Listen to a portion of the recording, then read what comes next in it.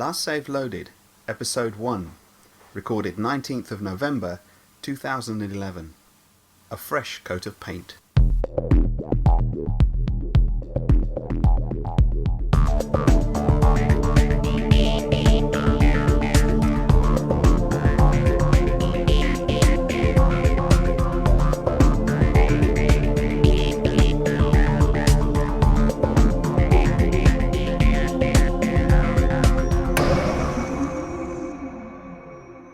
Hello and welcome to our new Last Save Loaded, Episode 1 again. Hi Jake, how you doing? I'm good, mate. Excited to get things going. Yeah, I'm actually, to be honest, I'm shaking like a leaf again, like I was on the first day we recorded back in December last year. And when we did Gamer Dork, I remember you saying you were really nervous when we recorded with the Gamer Dork chaps. Yeah, well, to be honest, I feel like that now, but no, I'm happy to be here again. How you been? I know it's been your birthday, and happy birthday. Thank you. By the way, how was it?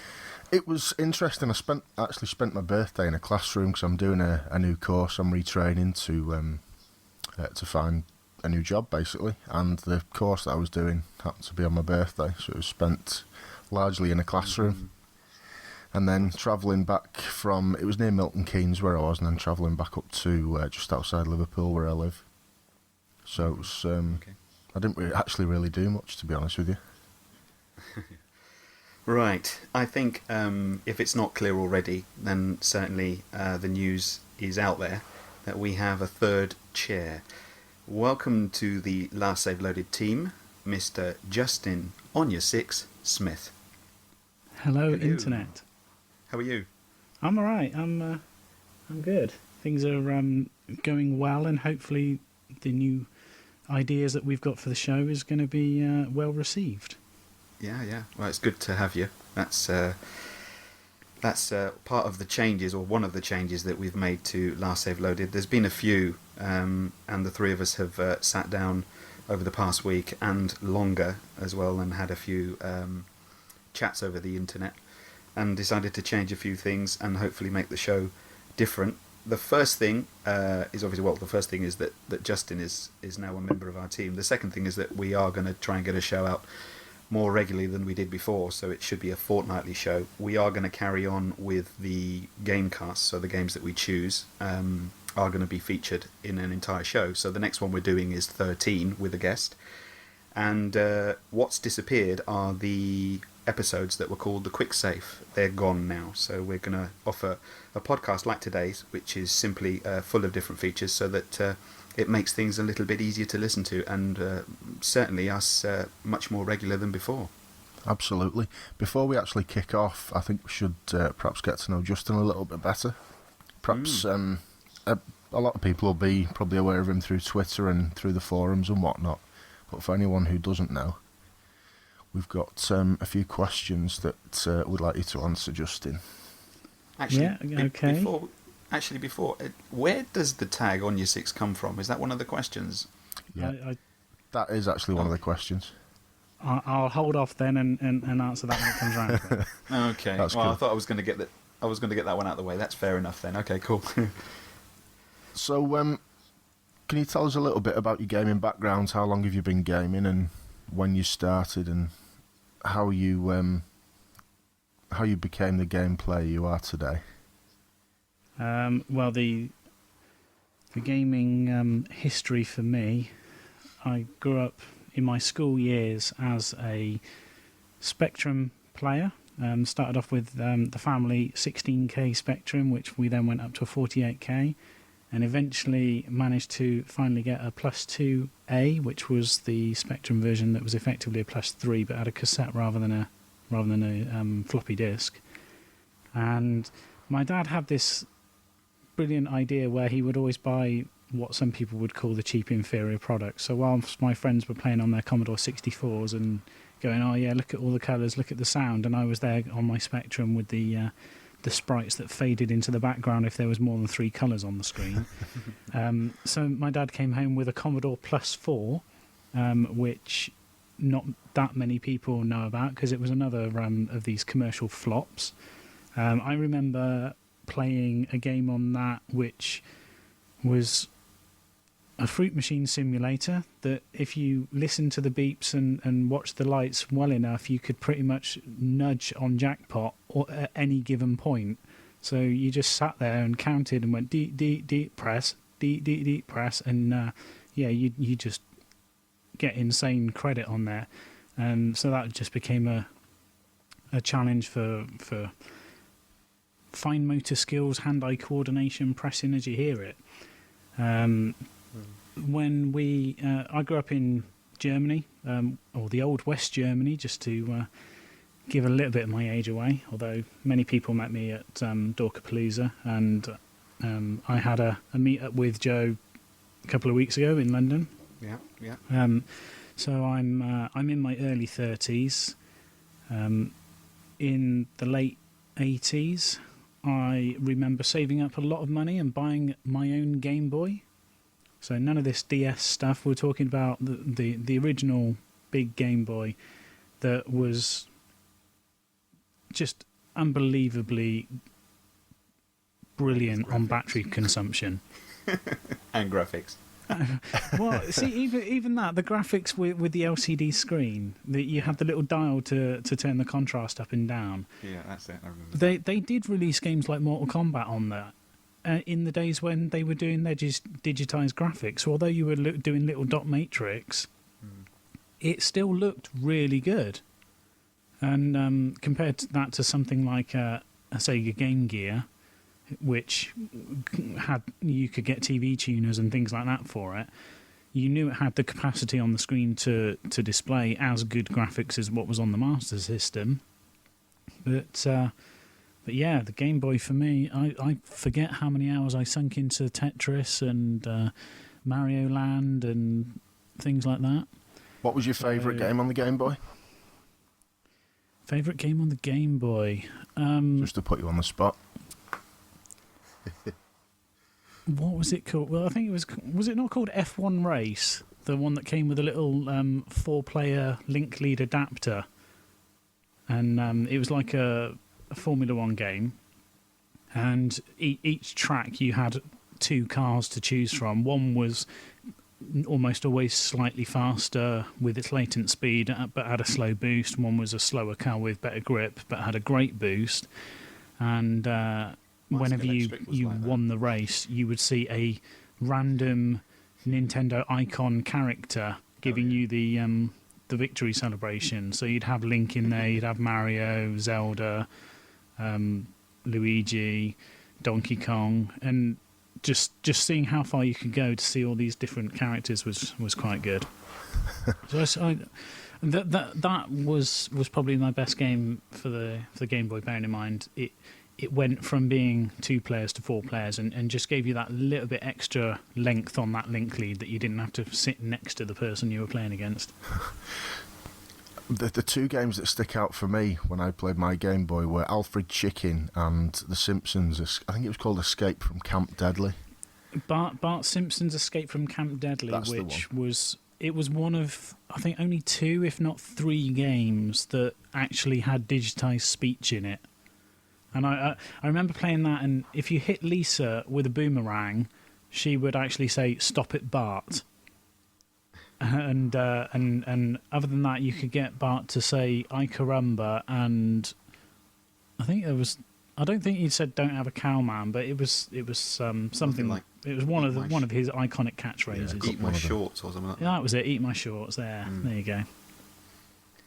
Yeah, I have vague memories. I didn't actually have a Game Boy. I wasn't much into handhelds in those days, and I was more sitting down in front of the telly and prefer playing that way around.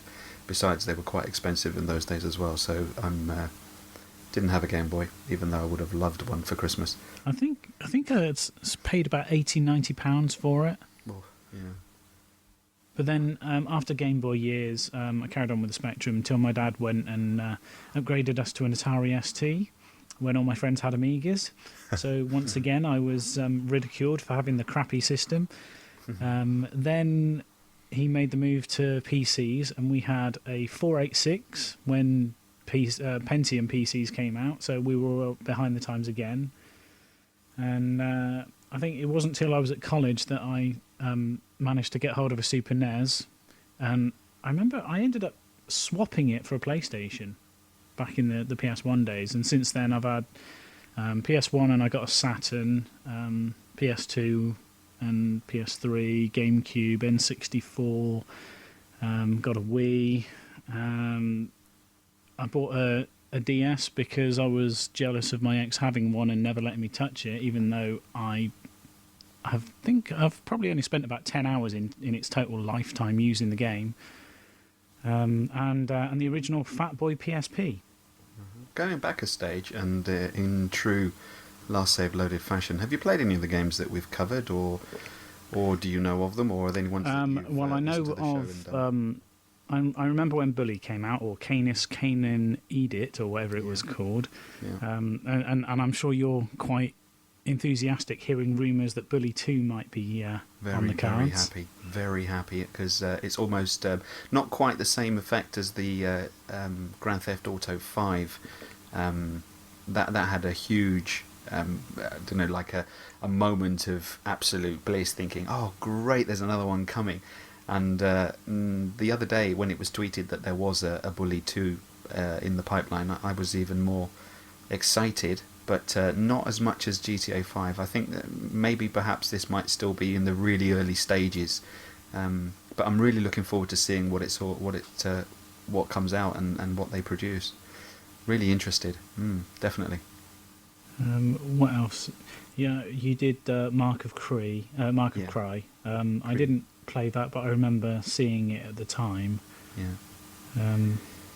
We did Killzone as well, but you. Killzone 1. I used to be a beta tester for Sony, so we got the online capability for our PS2s months before it went public, and they would send us like pre-release games 2-3 months before they got sold. It'd only be like the online code, although some games like Warhammer 40,000 Fire Warrior, the really awful game that was notable only for having Brian Blessed in it.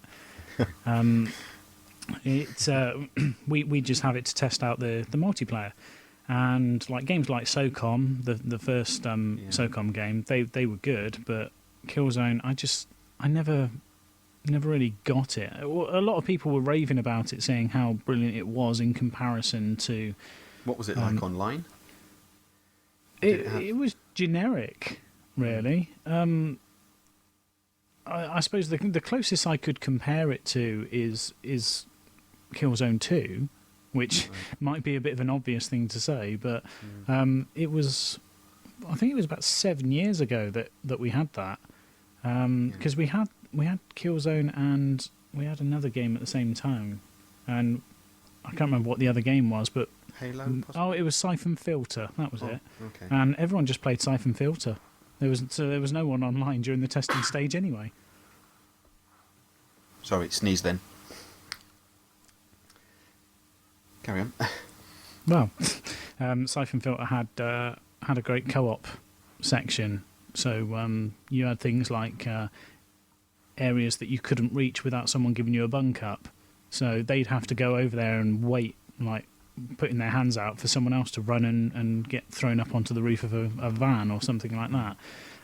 So it was a lot more tactical, and it just felt much more involved rather than just you standard, okay, there's someone going to be in this map with a rocket launcher and he's just going to shoot any area that he sees movement in, as opposed to trying to play it with any degree of skill.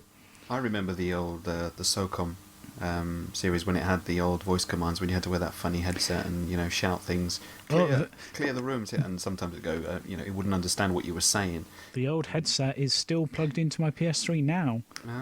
See, it was a good idea, and I wish it had worked better then, but it seemed like it was a bit confusing for the machine and for the player.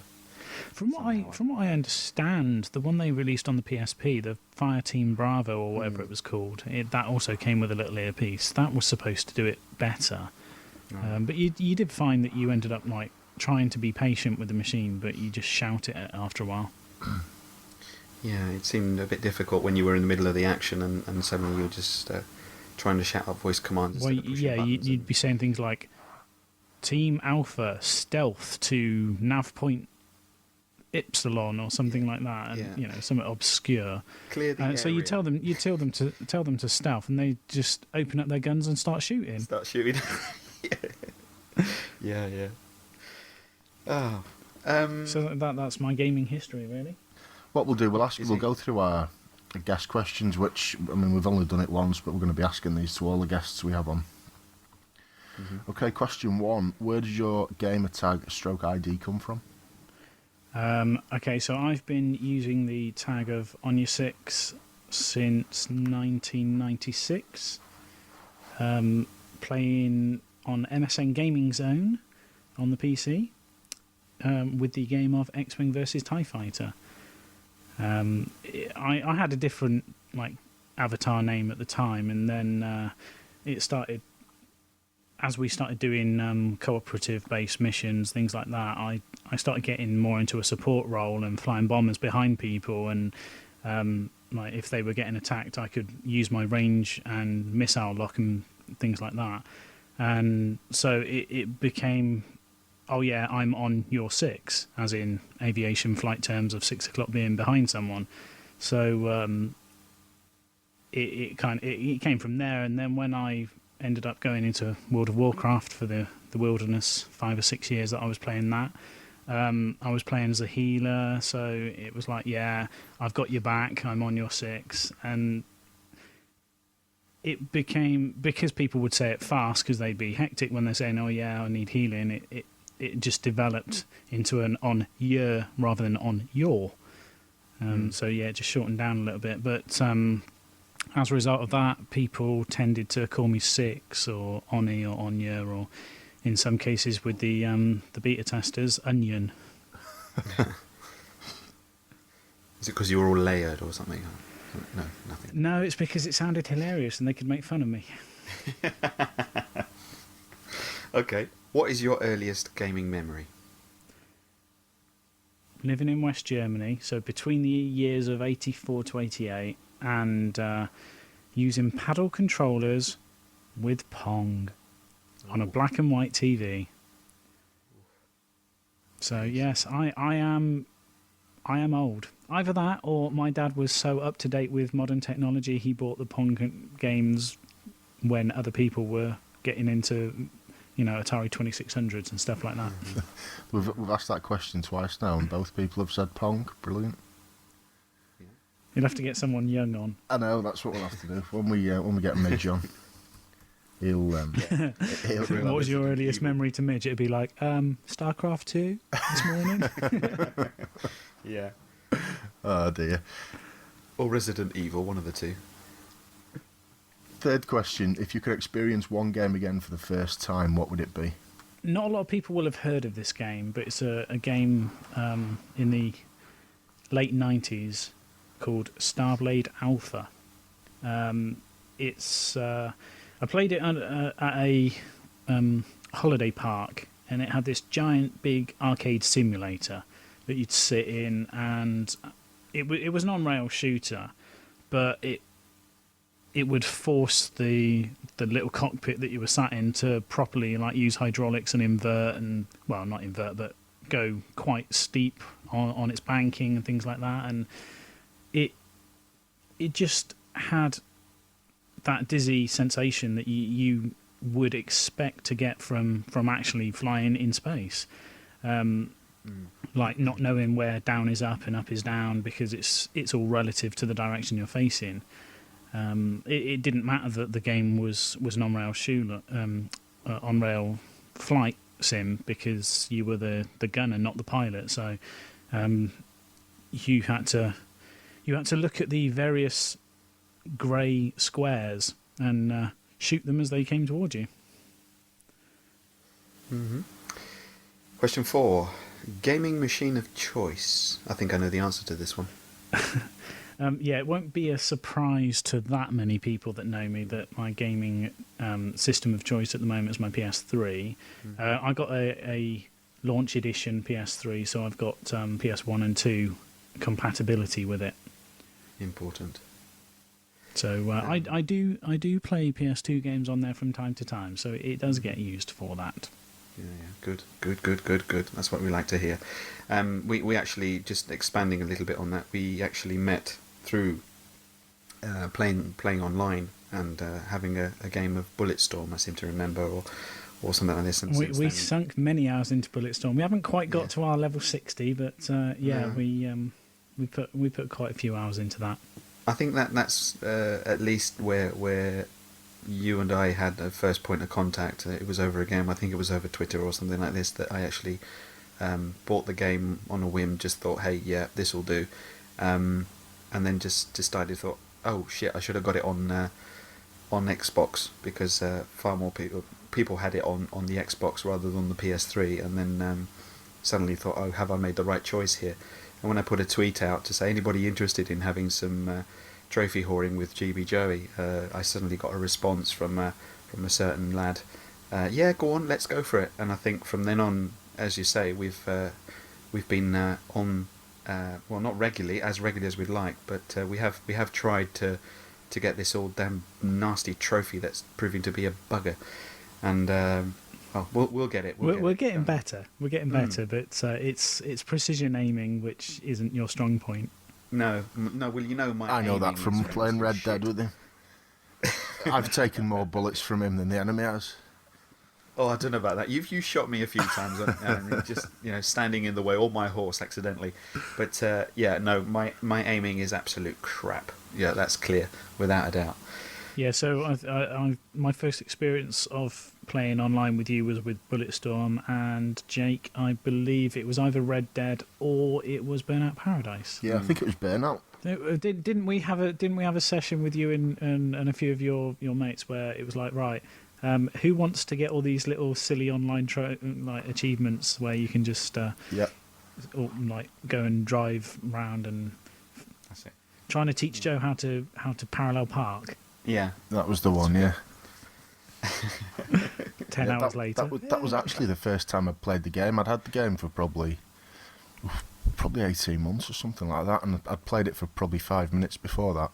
But I really enjoyed it when we played it that night, so I've been on it quite a few times since. Trophy whoring again. yeah. Picked up No, quite a it's few good- trophies. it's It really dishes good them fun. out like nobody's business, doesn't it? You get absolutely It loads does of trophies on that. once you get going. Yeah. They start falling like leaves. The problem with it is one of the ones that I think I need to platinum. It's the one where you have to drive into the baseball stadium. I can never seem to get 8 people online at the same time to do it. So But yeah, because you're trying to rely on 8 of your friends to do it to get cooperative with you. But I was fortunate. I just happened to be in a free roam lobby, just randomly messing about, and I saw on the little map that everyone was going down to that corner. So I was like, "Yeah, I'll join in that," and it popped, and I was like, "Thank you very much." yeah. Well, there's a call to the LSL listeners. If you're ever on Burnout Paradise and you fancy giving your old mate Joey a hand to get that trophy because you haven't got it, then hey, tweet away, let us know, send us an email, and we'll get together one evening and maybe even have another fantastic session on Burnout. Why not? I mean, it's a fun game to play online, and certainly we'll spend some time on with a few mates in the Oh, beers. you can waste so many hours just on Yeah. that. We must have been in that the airfield, like trying to do jumps, super jumps through that that hanging That tube. bit of brickwork. Wasn't it great when you were crashing, or when you just grind somebody up against the wall? It was the picture would come up, and we had cameras on as well. We were doing. Oh yeah, mug shots and smug Mug- shots they call them, don't they? That's it. Yeah, it was a great night. It was good fun. Yeah, the camera feeds got a bit rude toward the end of the night. Well, that was the beer talking, I think, more than anything. It was, yeah, a bit too much alcohol. Well, my side anyway. Well, I didn't do anything nasty, but I mean, it looked a bit weird. So I think it was best we switched it all off and just stuck to the voice chat instead. Yeah, it's good fun. We'll do it again for sure. Yeah. Definitely. Right, moving on. When was the last time a game made you angry? About an hour ago. No, I was. I played the Force Unleashed and the Star Wars game. So I was going through that, and I got to the last little bit, and and I chose which path I wanted to go with, and I finished the game and saw the ending cutscene, and I thought, oh, I didn't copy my save file, so I'm going to have to like play all the way through it again now just to get the other ending. And I went back and went apparently the first time I did what was considered the harder of the two boss fights, and I only got through it on about the 5th attempt. But the other one I went on the allegedly easier fight, and it took me 2 hours of just like going, okay, what game mechanic can I not understand why this bloke's just hitting me repeatedly and I can't move? And yeah, I think I ran out of charge on one pad because I was mashing buttons so much.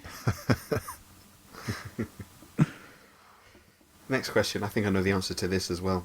Favourite gaming snack? I don't think you eat while you... Oh, no. You don't know the answer to this. Do I not? Because when we've gamed online in Bulletstorm, we've taken breaks and stuff, and I'm off to go and grab a cup of tea or a glass of water or something. But I don't recall you ever eating in the middle of a Bulletstorm. No, because I'm a stealth eater. Right. If I'm having a proper gaming session, I tend to have a box of Mr. Kipling French Fancies, otherwise known as fondant fancies. And I can quite happily just sit and eat a whole box of 8 of them, one after another. And yeah, they're not the noisiest things to eat. Yeah, but it does mean that I have little icing stains all over my laptop keyboard. Right, next question. If you weren't a gamer, what would you be doing?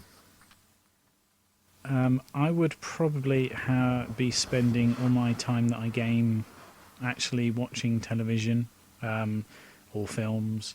I went with the package when I moved into this house. I had a package of on the TV where I would get like the documentary channels and Discovery and things like that. And I did spend a fair bit of time watching those things.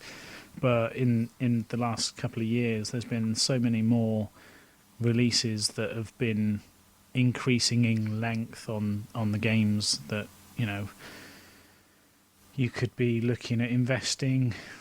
Well, what do they say Skyrim's supposed to be? 80 hours or something like that if you explore it to its full rather than just race through the main story level. I'd say Skyrim's probably infinite. You could just go on and on with Skyrim, I would imagine. Yeah, so I've stayed away from Skyrim because after I hate to think what my total racked up playtime on World of Warcraft is, but knowing how many hours I spent on that over 5-6 years, I couldn't bring myself to play another game that'll involve me that deeply. You know how it gets when it's like you start going into work late because you've gone to bed at like 4 o'clock in the morning. Yep. It's not a good situation to be in. No, I've done that far too many times. I'm quite fortunate in ways at the moment because I've obviously quit my job to do this training that I don't have to get up in the morning. So, and most of my gaming's done late night anyway. So I've been getting a lot more gaming done recently. One of the advantages. Yeah, well, mine's mainly the weekend because it's just there's no time to be up at 7:30 in the morning. I mean, I could pick up a game, put it in the machine, and just happily stay up till 4 or 5 in the morning. I mean, on most cases, the disadvantage is that at the weekends when we game together, a lot of the time it's an hour ahead of you, so it does cause a bit of a problem when you finish at 3 o'clock and everyone's been playing a game. It's fantastic. It's 4 a.m. here, and I normally have to be up at the weekend about 9 o'clock or something like this, but during the week I couldn't do it because I'd just play right the way through and have to go off to class at 7:30 in the morning. Just not possible. I'd be dead. No, you don't want, at our age, you don't want to be reconditioning your body to work on 4 hours sleep. No, and it really doesn't help. I mean, that's as I say, one of the reasons I don't game during the week, because I know that if I sit down in front of the controller and play a game, I'll be on it all night, and before I know it, that'll be it. That'll be night over, and in the shower, dressed, and off to work. And I haven't done it. I don't want to do it, and I don't think I ever will do it if I can help it. So, yeah, weekends for me. Wise man. Well, until I get tempted by something like Skyrim on 60 or 80 hours, then I will be in trouble. No, it's a strict rule in my house, and no, I'm sticking to it. Next question. What's your biggest annoyance in gaming in general? With the current generation, and this is going to seem somewhat controversial, but it's achievements and trophies. And the way it's changed the way developers make their games, because they force people, they don't force people, they slyly encourage people to invest far more time in a game that they would otherwise have completed and put on their piles for resale or Epic Shelf or whatever you want to, wherever you want to put those titles. But I don't know. 10 years ago, you'd play through a game, you'd complete it, job done. You'd then go off and find the next game. Now you play a game, you complete it, you look at your list thinking, okay, well, I've completed it, but there's these like challenges. They're not official challenges, but I get a reward of something shiny to display to the internet that I've just done this particular feat of skill. And you have some games which are released presumably to cater for no other reason than to satisfy these addicts. I understand there's a couple of games, like I think the Simpsons game that came out a couple of years ago. You get an achievement for pressing start to play, because I think that comes from the grounds that most people press X. Hang on a sec, I just need to log on to Amazon to buy this Simpsons game. No, it literally, I think Ready Up or someone like that, they did a little article on the most simplest possible achievements, and yeah, there's that one. So press start to begin the game. There's the one you get in Grand Theft Auto 4 for starting the game. You get the off the boat achievement for actually entering the game world. Yeah. There was a similar one in Heavy Rain, wasn't there? You got one in Heavy Rain for, it was either for watching the credits or something like that. But you got one for I think it was appreciating modern drama or something like that. Appreciating interactive drama, it was called. Yeah, there you go. That was it. But then there's other games like Terminator Salvation, which rumour has it is a pathetically short game of something like 3.5-4 hours, and has none of these little sort of 5-point achievements. It's all big points on the achievements in there, and there's only a handful of them. So you pretty much instantly get your 1000G gamer score on your Xbox, or platinum on the PS3. And the other one that is generally accepted that people have only bought it as a trophy whore is Hannah Montana the game. Because apparently, if you can force yourself to complete the game, you will pretty much get your platinum on that as well. There's I was reading a book given out with PSM3 magazine last month. I think it was called the 500 Easiest Trophies, and there was a few in there. I've actually, to my shame, I've been through a few of them and done them. The latest one I've been sent from Love Film is Megamind, which is a movie. Yes, I've heard that is also one of the top 10 easiest. Yeah, I've been through. There's a few really cheap PSN games. There's one called Detuned, and what was the other one called? And for both of them, I probably got about 20 trophies, and they probably took me 15-20 minutes to get them. And yeah, the latest one's this Megamind, and apparently it takes about 3.5 hours to complete, much like Terminator Salvation. Once you complete it, you get your platinum. But it's only really since I've been gaming with Joey that I've turned into a trophy whore. I completely blame Joe for all this. Check that list over, Jake. I want to see it. I want to see if there's anything that I've got that I can. We can presumably publish it on show notes, can't we?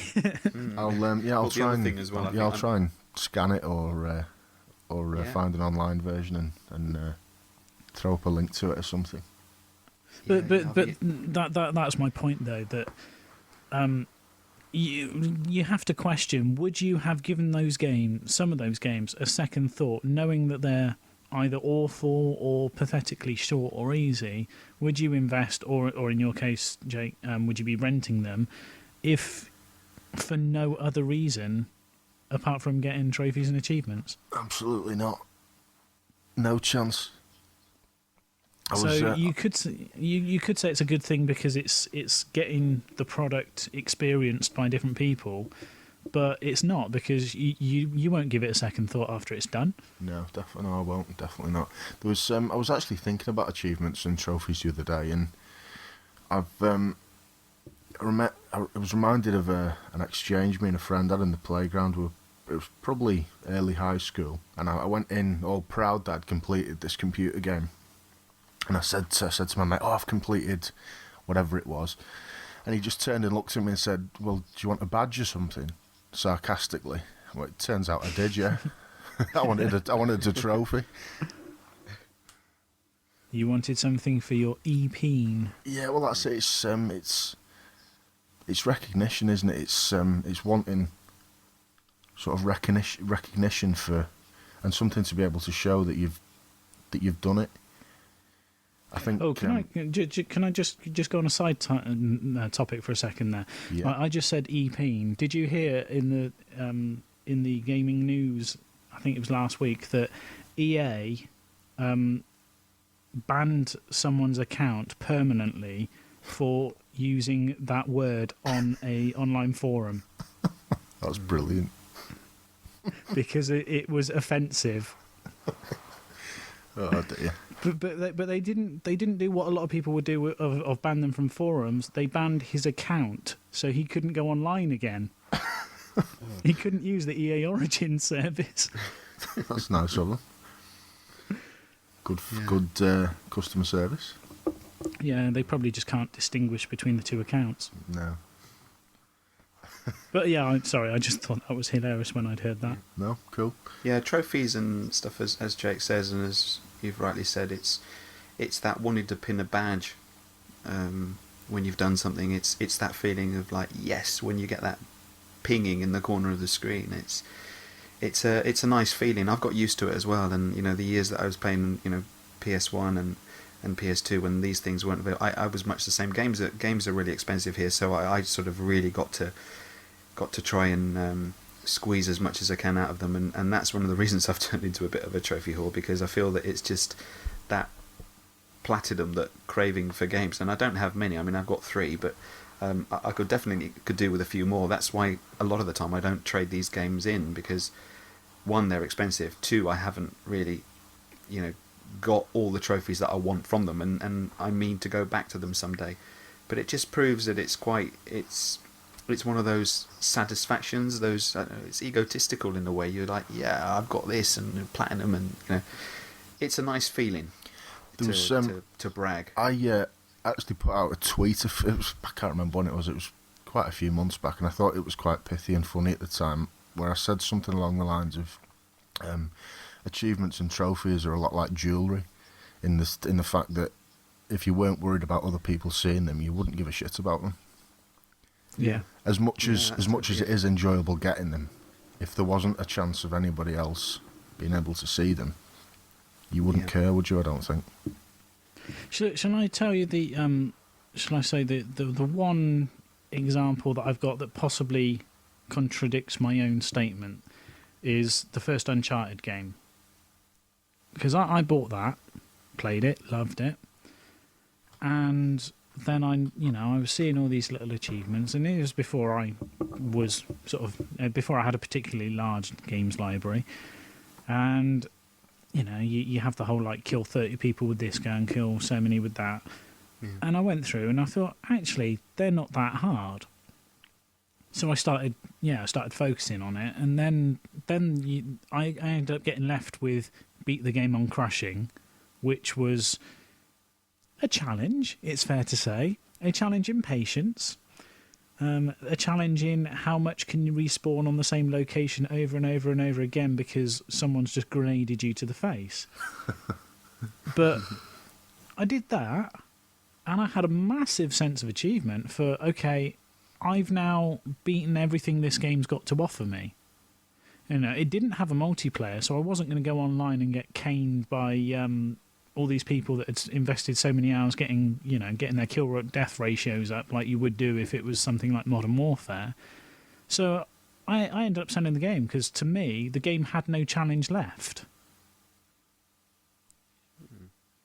So I did it for the sake of knowing that I had gotten out of the game everything there was to do, but I can't say I've really been like that on many other games. No, I don't think I've ever fully thought that I'd completely gotten everything there was to give out of a game. I'm trying to think of the closest thing, perhaps Assassin's Creed 2 when I got the platinum on that. Perhaps I felt then that I wouldn't go back to it, although I did actually. You didn't buy, what is it, Revelations that's come out that's just got a free copy of Assassin's Creed 2 with it? Oh, I did. Or is it the first one? It's the first one you get with it. Yeah, I have got that. Yeah. But saying that, I only went back to Assassin's Creed 2 because I switched my PSN ID, so I knew I could get all the trophies again. So you only went back to it just to achieve everything all over again? All over again, yeah. And I've not actually quite got the platinum yet. I think I'm on 95%. And that is not the only game you've done that with, is it? Oh no, I've done that with Red Dead as well. Because I know a certain. Oh well, there you go. See, I knew that was going to come. Yeah, I've got a brilliant. I've got a good example though of how the mentality of the gamer has changed. Like in the N64 days, everyone raved about Ocarina of Time, Legend of Zelda, and gamers would invest hours in that, just randomly exploring the countryside to like with the Rumble Pack to find when the floor, there must be a hole in the floor if I break this brick, this giant rock open. And going around and just doing all these little meta things there were in the game, but there was no trophies in it or anything like that. They just did it because it was a good game. And I know there are people out there that didn't get it, and I have no intention to go off and play it again, but I played a lot in put a lot of time into that, doing these obscure things like finding all the Skulltulas. It doesn't get you anything other than a giant-sized wallet that you can have 1,000 rupees. But by that point, you don't need 1,000 rupees because you've probably got 20 hearts and you've done everything else. Yeah, but it's getting that little trophy where you know that you've spent time going back. I mean, Jake was saying I've got the Platinum 2 on Assassin's Creed 2, and I simply had one trophy which I'd left to platinum it, and that was collecting all the feathers. And it's certainly a topic to discuss. But when you go round and you actually look to see where these feathers are, and you see that there's, for example, 100, and you've got something like 75 or 80, it's that temptation to go out and say, I've really got to do this because this is another trophy, and I've got to show that I'm now. I mean, maybe the case is different because I was so close to a platinum that it spurred me on to go out and find those other ones. But I'm sure it's the same for many other cases. If I'd had 90 or so and I had another trophy instead to get the platinum, I still would have gone through it because you just feel that I've got to show this. There's that pride that you've gone and spent time and done it. And maybe perhaps, as you say, that wasn't the mentality we had before as kids. You did it, you finished, but you were always at the arcades and at the big cabinets and the coin ops trying to get a high score. So there was always that motivation to go back and put more 10p's in the slot because you always wanted to prove to your friends that your name was in that 3-letter code at the top of the list. Until you realised they turned it off at the end of the night and it reset. Yeah, so I mean, it's a different dynamic, but it does feed on the same thing, which is that pride element that you've got to show your friends, hey, look, my name's at the top, of the list. Certainly a discussion for a topic for ample discussion another time. Jake, number 9. Let's get through these questions. Yeah, we've slightly on a tangent there, but never mind. If you Never could, mind. That's all good. I've lost my part on the page now. Here we go. If you could only play one game for the next year, what would it be? Not a game that I think too many people would associate me for it, but if I had the machine to run it, or to run it well, I'd be quite happy with StarCraft 2.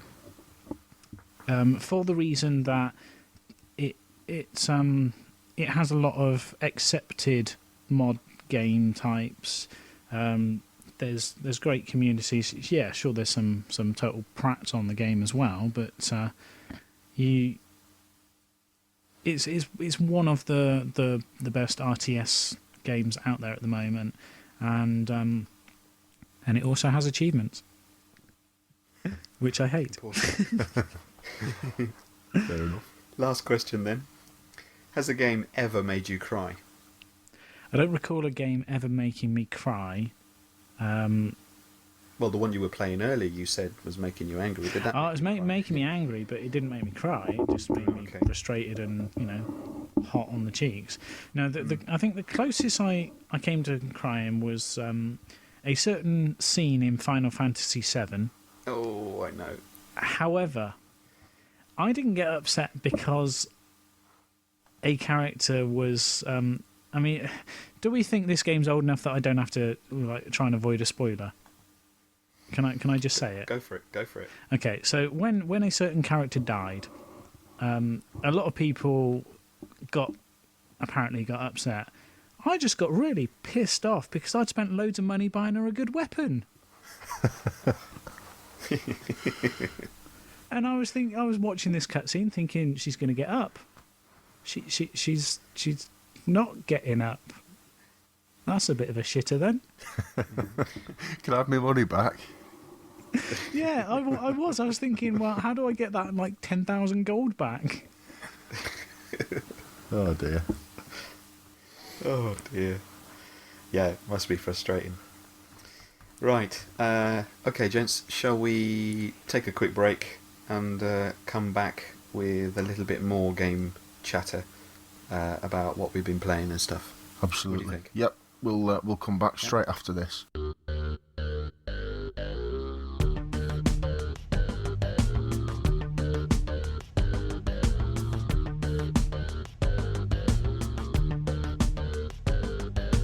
Last save loaded. And we are back. You guys feeling nice and refreshed after that? Yep. Bladder's nice and empty. Throat's Well, not as that's dry probably too anymore. much information. Too much information. So thanks for those questions. Hopefully people will know something about me that they didn't know before. And I'd like to now discuss what have you been playing. So, Jake, what have you been playing?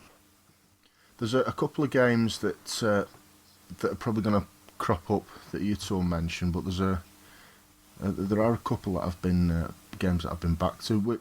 With just before I go on, we've decided to introduce this. What have you been playing? Because a lot of people have actually commented on the show saying that perhaps we should have something like this, and I don't know. I just feel like perhaps I need to get off my chest what I'm playing. I think Joe feels the same, and with the relaunch and the new format, it seemed a good a place as any to put it in.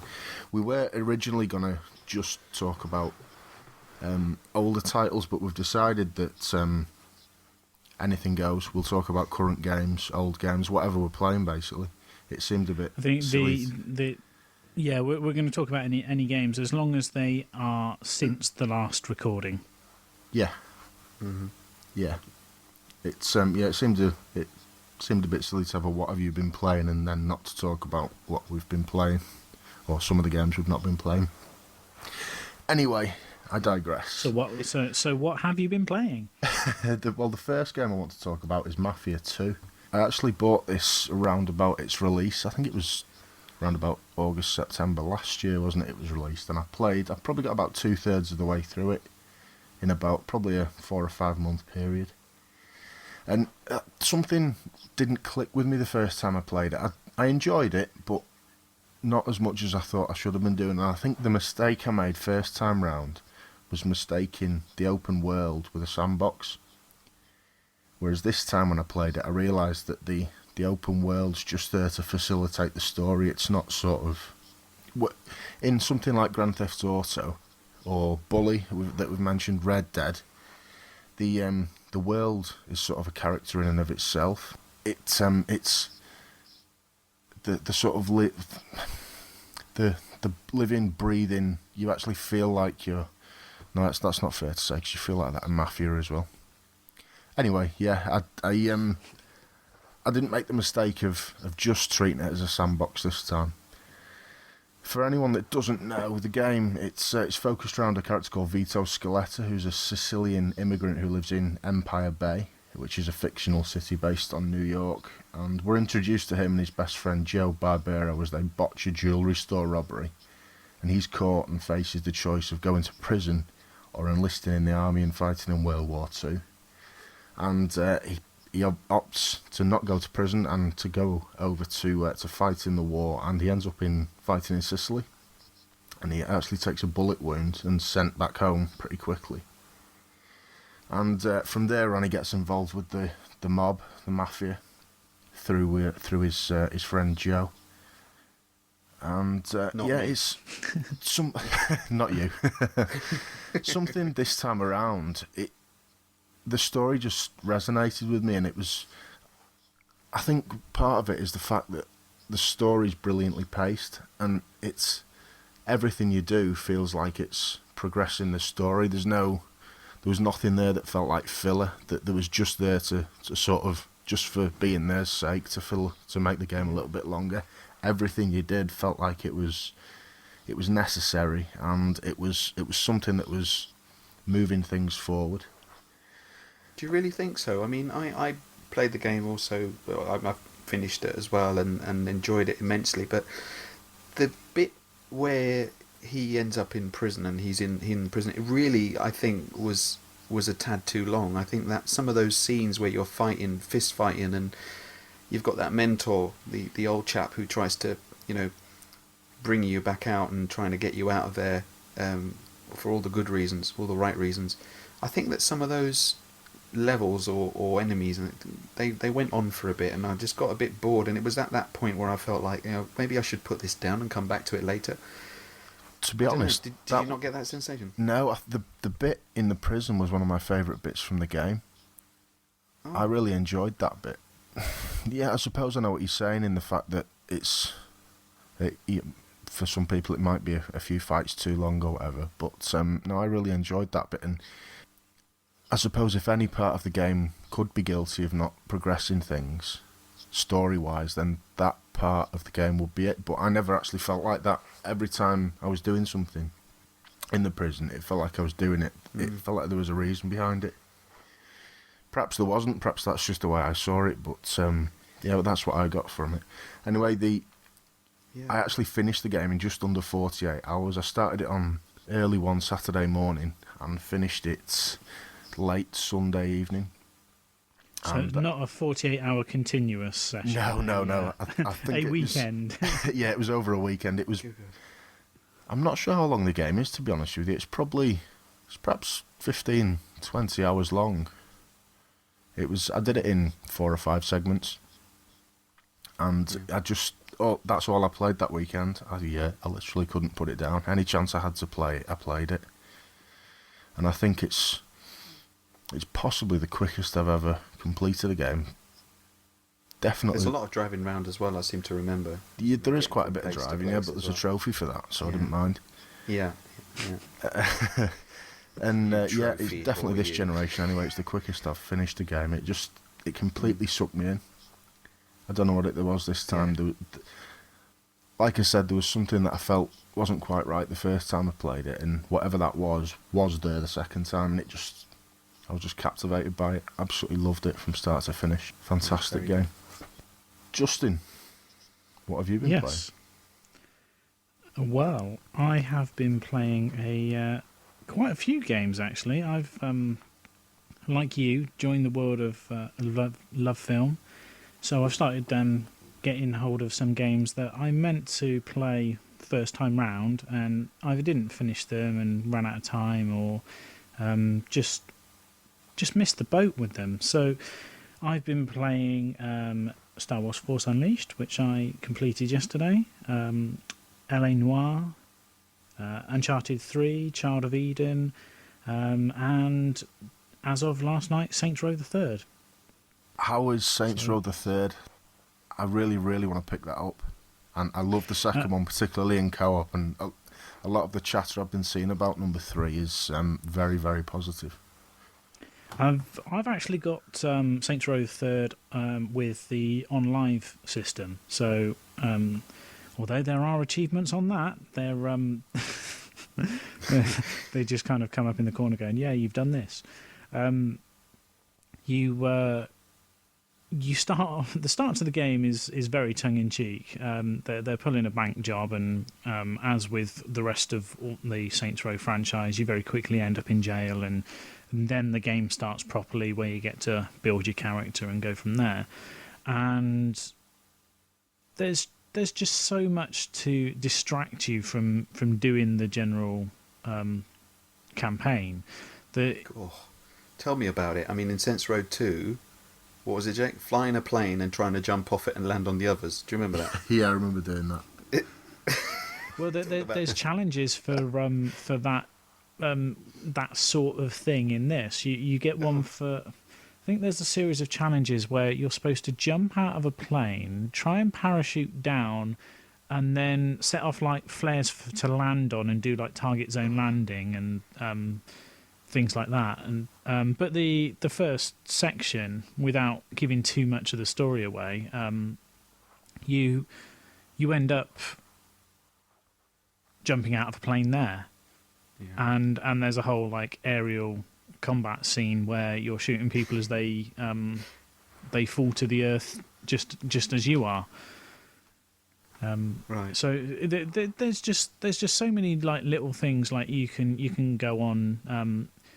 If you compared it to GTA 3 era, because I don't think 4 really compares. It's too dark. I mean, I never played Gay Tony, but certainly with 3, you had like rampage missions and things like that. With Saints Row, you can go on like tank killing sprees where you have to cause so much carnage in like 2 minutes and rack up all this damage. And with San Andreas, you had the property scheme, so you'd buy like the car lot and you'd make money off it and things like that. Well, in Saints Row, you have money laundering, and you can buy stores and things like that on certain sites and make money off them as well, and it just automatically goes into your bank account. And the whole point of Saints Row the Third is the gang has become a brand, and other people are now jealous and want to get in on that action. And so you have people running around the streets dressed up as like effectively Red Bull cans with the Saints Row logos on them. And like if I remember, you shoot them and like cans of pop fall out. There's just some really, really bizarre stuff, and you know, people are aware of the bazooka that shoots like octopuses onto people's heads and makes them like get mind control to fight on your side, and and the Manapult car, which fire is like a giant cannon that you put people in. Yeah. Sounds like good stupid fun, like the second one. Yeah, no, we had some good old laughs. Jake and I took it online. I think I bought this game on your recommendation because we were going to play it round together. Yeah. Play it through together, should I say. And we did have a good old laugh because it is just fun and pissing about. And I think the most common sentence between Jake and I when we were playing it together was "come and pick me up," because we were just on, spawning on different areas of the map, and we'd meet up at the airport. Do you remember that? And or one of us drive to the airport, get away from the cops, piss the cops off a bit, and then go and run off and try and pick the other one up. And it was a whole... Do you remember the one in the prison, trying to land the helicopter inside the prison, Jake? Vaguely. Do you remember that? There was a... Yeah, we had to try and get the helicopter to try and land in the forecourt of this prison to try and jump in so that we could fly off to another part of the island and cause havoc there, because the police were... There was a police station or something we were trying to near the prison that we were trying to attack or something like this. I remember vaguely, like you say, but it was this just absolute mayhem on the road, just piles and piles of cars. Well, there is co-op on this one, and it lets you either start a single player campaign or start a co-op campaign. And although I haven't flicked on co-op yet, I'm guessing it's with the single player one, you will, generally speaking, have a buddy follow you around, and depending on what stage you're at, you can call different people to come and assist you. So, like, you start off with the girl at the start, and she's got I think she's got a machine gun, and then you finish that quest, and then your next mission is a guy saying, "Okay, well, come and drive my car around the town. Let's just see what the town's got to offer." And oh yeah, well, let's go and buy some new clothes, and doing a little tour of the town.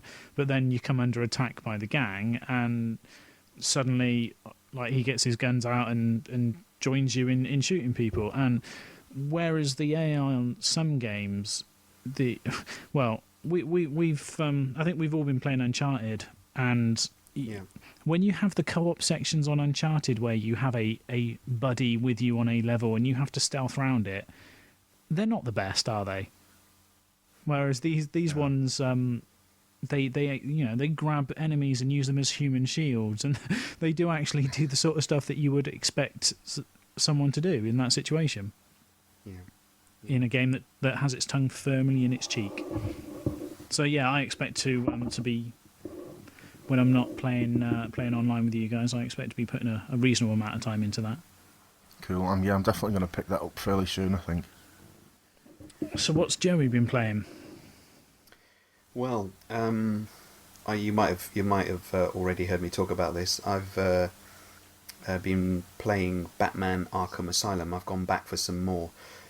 Completed it a while ago and really enjoyed it. And I bought myself the collector's edition of Arkham City.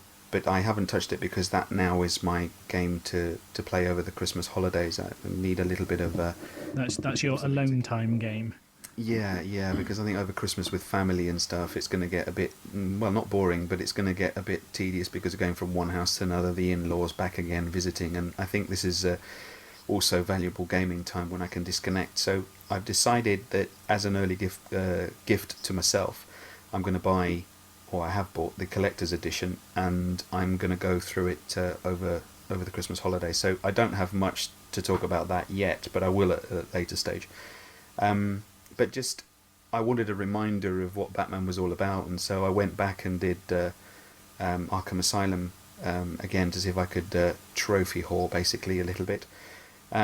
It's proving really difficult to get some of the trophies because you have to get some really, really long, good, perfect combos, and I don't think I've quite mastered the way of getting Batman to move through the motions as perfect as I'd like. It's really difficult to get the right balance of waiting for enemy to come towards you and you counter attack, or you move off in a different direction or jump over. I'm finding it a bit difficult, so I might get a good run going, like 6 or 7 good hits, and then maybe another 2 or 3, but then I'll get hit from somebody from behind, or one of these guys with the electrical... Oh yeah, is it the stun gun, thing? the stun stick. The stun gun, yeah. So I'm trying to go through that again and see if I can master it, because I'd love to see a trophy pop up where I've completed a nice chain of... Shall I give you a tip? Go on then. I found that once you've invested all your skill ups and you've maxed out the combo extras, you get the button combos to do like instant takedowns. Yeah. Okay. Well, just wait for one of them to come near you and then do an instant takedown and remove him from the fight. And the same with the knife guys as well. Yeah, they're proving really difficult because it's just you can't go near them. Basically, you have to really just hammer jump over the back of them and then kick them. Yeah.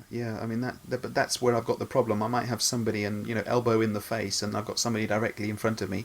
I push the counter attack button, and it's a guy with a stun gun, and he's immediately on me, and it's just I can't quite master it yet. But I've got a few trophies out of it. I got the first time round when you go into the Joker's lair, I think it is, and there's like, in this hallway, and there's about 15, 16 in there.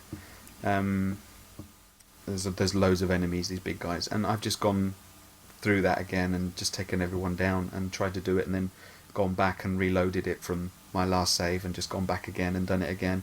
And the other one I've been playing is Uncharted 3. I've been going through the story on that, and I am enjoying that immensely. It's actually distracting me from other games. You've been very vocal on Twitter about Uncharted 3, haven't Yeah, you? I love it. I love it. I absolutely love this game. I think it's really shit.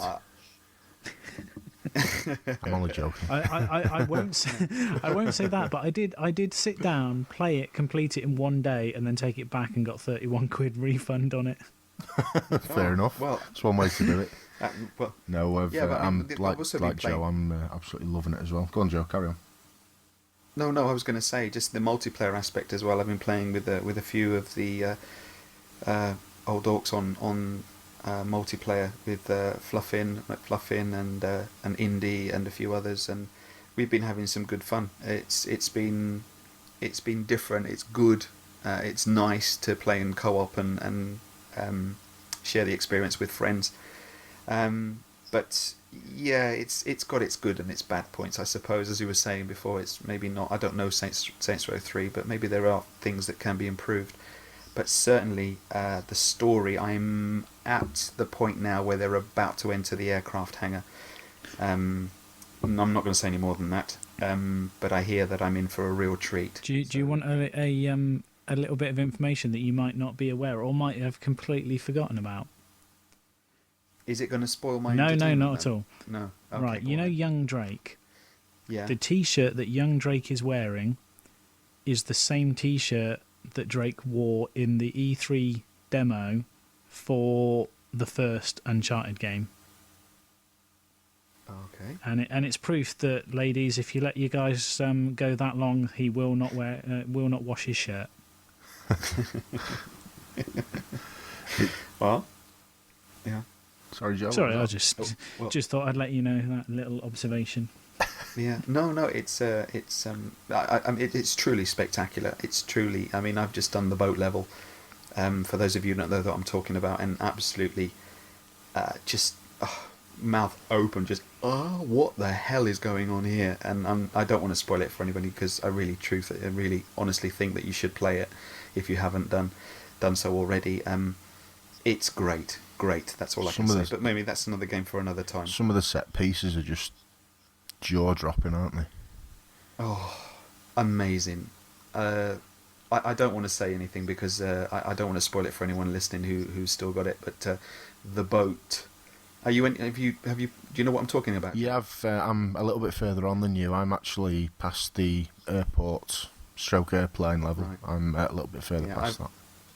I've just left it, which I've been told is a fantastic place to leave it, because now when I go back, it's just going to be a roller coaster ride for me. Just at the point where he meets back up with Chloe, I'm just there. So you've gone to Syria. Yeah, and I've actually, the last scene that I played was a cutscene, and it's Drake falling asleep on Chloe's lap in her apartment or her hotel, whichever. That's where I am. So I know that they're going to some sort of airport because they're going to meet a flight that's going to do some dropping off of stuff at a camp. Well, you know the main advertising campaign of the last 2 years, Yeah. and I the can cover imagine of the what's gonna game happen. itself. Well, I can imagine what's going to happen. I mean, I've heard other people, and I've seen, obviously, when you play the multiplayer, you've got the TV, the little TV on the corner that shows you this this loop of images from the game, and I can see what happens on the plane. But I am so much looking forward to playing it, because I know that this is if I don't know. Correct me if I'm wrong, and maybe I'm speculating or got the wrong end of the stick. But I still think if the boat level was good, then the airplane one must be even better. I don't know. I think the boat level is the highest point in the game. I think you're probably expecting more than you'll get from the plane, but that's as Okay. much as I'm going to say. We'll be able to resume this agree with conversation in about a month's time. Yeah. Yeah. Okay. Well, yeah. All right. Well, I'll get back to you. I'll let you know what I thought of it, and That's Yeah, I not mean, to take anything away from the playing level. no, but yeah, they did have a specific team working on the physics for the water on the boat level, and they designed that whole thing so that it's a different brilliant. tidal wave each time. yeah. No, it's excellent. The bit when the wave comes in, trying to swim in the water when the waves are going in that rough sea. It's just, oh man, oh, just jaw dropping. Absolutely brilliant. So yeah, that's it really. That's all I've been playing, and a little bit of 13, but that's for another show. So yeah. Indeed. I've just got So- one more game to talk about actually. What's that? It's Medal of Honor. It was the. I thought you were going to say Deus Ex, Human Revolution. Say again. I thought you were going to say Deus Ex. No, I want to get a little bit further into that before I talk about it. I'll probably talk about that on the next show, I would imagine. I'm actually probably in the last third of Deus Ex, but I've stopped playing it because of other titles that I've got at the moment, and I'm at a good point. Like I've just finished the section, so I can go back to that later. That's the problem. I've got quite a few things on the go at the moment that I want to get further into before I talk about them. But yeah, I've played and finished Medal of Honor, which was it was the one that was released last year under a storm of controversy. Is that the one that came with Medal of Honor Airborne or whatever it was as well? Frontline. Yeah. It comes with Oh, that's a HD copy of Medal of Honor Frontline, which is one of my favourite PS2 titles. And yeah, it's set in the current conflict in Afghanistan, which is why it was heavily criticised when it was released. Oh, the game that famously had like the Taliban and the Americans or something like that as the. That was it. Yeah. A lot of the controversy was because you could control the Taliban, or it was intended that you would one side in multiplayer would control the Taliban and the others, obviously, American forces. And I've not actually touched the multiplayer, but I think that was changed before the game was released. I think they just called it terrorists or something like that. It was sort of a generic Middle Eastern soldier rather than specifically the Taliban. But as I say, I've not actually touched the multiplayer. I'm not interested in it. Another reason it was criticised was the sensitivity of the subject. There were a lot of calls from family of people killed and injured in the current conflict for the game to be banned because they obviously thought it was highly insensitive to people, to their loved ones and friends and family. And I can see where they're coming from, but having played it, I'd have to say that it didn't come across as insensitive. If anything, it goes to lengths to portray how pointless and how violent and what a hell war can be. It never seemed to glorify any of the action. It was sort of, I wouldn't say it put a negative spin on things, but it never sort of. Are you ultimately trying to say it more reflects the bad points of war and the insanity of it rather than rewarding you for getting 10 headshots or something like that? Well, or does it have that as well? It does, but you do get stupid rewards like that, which sort of are at odds with the message that the game puts across. That's one of the frustrations I had with it. Some of the trophies that ping up are for stuff like get 7 headshots in a row or things like that, and the actual achievement stroke trophy side of the game was sort of at odds with the message that the game was putting across, which was a little bit disappointing. But the actual storyline, it may or may not be based on events that occurred during Operation Anaconda, which took place it was about 6 months after 9/11. Specifically, there was the seizing of Bagram Airfield and another couple of sort of key battles around that time.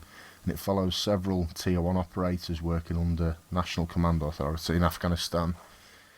And you assume the role of. There's a few operators. They're called Rabbit and Juice. And yeah, you basically go through a few missions with them. It's a very short game.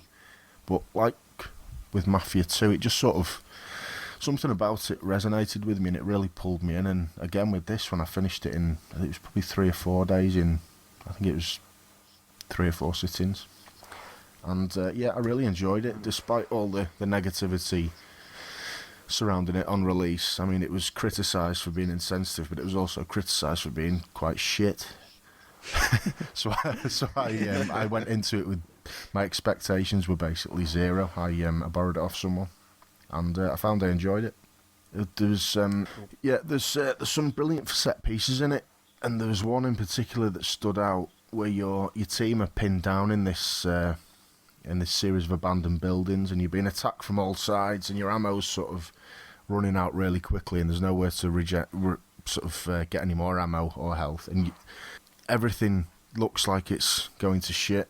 And just as your last shell hits in fact, I'm not going to spoil it actually. Something dramatic happens at the end. Yep, something very dramatic happens at the end, and it's just brilliant, and it really got my pulse going. It got the adrenaline flowing, probably more than any other set piece in a first-person shooter I've played in a long time. I'd recommend it. It's hard to say I'd recommend it, because I'd recommend people going with zero expectations, but I can't really say that having bigged the game up. So but do you think on at least some level that because of the negative press being specifically on that multiplayer, you didn't know anything about the main campaign, so you were very open-minded about it? Yeah, that's probably true, actually. Yeah, there was, I think, probably 95% of the bad stuff I read about it was about the multiplayer. I've read very, very little about the single player, thinking about it. So that's probably true. I was speaking on the Character Select forum. I think it was with Matt Harrier, and I think he really enjoyed it as well. I think he had quite a similar experience to what I had with the single player. But yeah, definitely recommend it. I thought it was great. Something to keep an eye out for then. Yeah, it's dirt cheap as well. It's below £10 now, so it's cheap to get hold of. Anyone else? Anything they need to talk about? No, well, I just realised after Joe was talking about Batman that I did get, with the money that I made from my Uncharted 3 sale, I did come home with Arkham City. And one of the colleagues at work had been going on for days at me of like, oh, the beginning to the game is brilliant. The beginning to the game is brilliant. I can't believe you've got this game at home and you're deliberately not playing it because you're playing other things. So I sat down, I opened it, and I played the beginning, and I totally agree. The start of the game was very good. I've kind of now I'm into the free roaming section. And at the moment, because I'm only 5-10% of the way through the game, to me the first game still feels better story-wise, but I do have to emphasise I'm only at the start. I think once I've gotten into the open free roaming section, there's so many distractions that I guess I'm not feeling drawn back to the game to move on, whereas with Arkham Asylum, it was a case of, okay, you're in a building, you're only going to do this building, and then you're going to move to a different site. And that was very much more clearly A to B. So I guess I'm not coping too well with the distractions and the side quests, other than just finding them a slight bit of an annoyance. And I have heard other people ranting about VR training and stuff like that, and I guess I can see where they're coming from, because I have found one where you have to kind of like do a dive off a platform and then soar and then go back up in the air and try and like double back on the direction you've come from. And I sat there and tried it for half an hour, and I thought, sod that, I'm going on to a different game now. So that's open, and probably by the time we record the next round table chat type thing like we're having at the moment, I may have even finished it, but yeah, for the moment it's just sat back in the case. No, we're not going to be talking about it until the new year, because you need to play yours. Yeah, all right. So let's save it for then. Talking about other things to talk about, let's have another short break and come back with a new feature. Last save loaded. Last save loaded.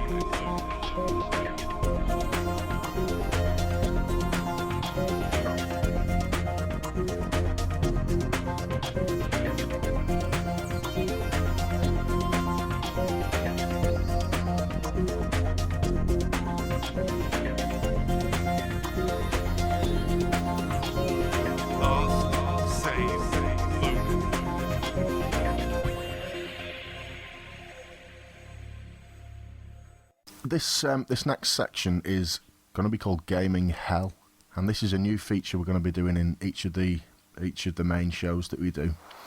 We're going to be accepting suggestions for things that we, or whoever would like to see cast into Gaming Hell, and we want your reasons for wanting to see it burned. What we're going to then do is discuss whatever it is, and then take a vote. Majority rules, so if it's just the three of us, then 2 yes votes will see it through into Gaming Hell. We'll keep a record somewhere of what's been cast into Gaming Hell, perhaps in a thread on forum, and we can also accept suggestions there too, or on Twitter, or via email. We're going to kick this feature off with collectibles in games, and Joey, Justin, do you want to explain what type of collectibles we mean? Yeah, I'll give you an idea. Like I mentioned with the achievements when we were talking earlier about being encouraged to spend far too much time on a game doing silly little things.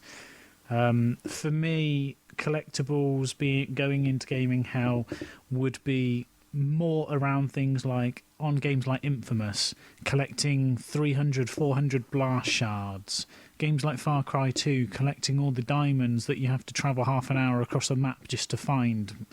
And just completely random things that are hard to find and give you very little to no reward as a result of actually spending the time doing them.